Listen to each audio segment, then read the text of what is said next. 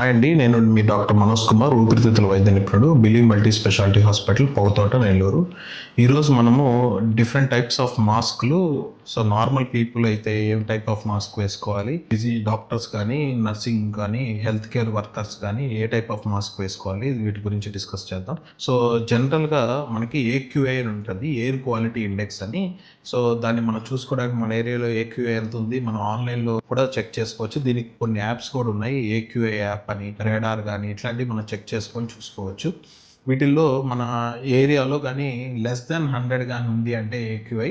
So normal people అయితే cloth mask, అది కూడా 3 లేయర్ క్లాత్ మాస్క్, సింగిల్ లేయర్తో కుట్టించుకోకూడదండి, 3 లేయర్లు ఉండే మాస్క్ అయితే వాడచ్చు. సో ఈ మాస్క్ వాడుకుంటే బట్ పెద్ద పెద్ద మాలిక్యూల్స్ మాత్రం ఇది ఫిల్టర్ చేయగలదు. సో మెయిన్గా వచ్చేది ఏంటంటే 150 అబోవ్ కానీ ఎయిర్ క్వాలిటీ ఇండెక్స్ ఉంది అంటే దాంట్లో పార్టికులేట్ మ్యాటర్ లెస్ దాన్ 2.5 ఉండే ఛాన్స్ ఎక్కువ ఉంటుంది. దీన్ని క్లాత్ మాస్కులు ఫిల్టర్ చేయలేవు కాబట్టి సర్జికల్ మాస్కులు వాడుకోవాలి. అదే మోర్ దాన్ 300 కానీ ఉంది అంటే ఏక్వే మీరు ఖచ్చితంగా N95 కానీ KN95 కానీ మాస్కులకే వెళ్ళాల్సి వస్తుంది.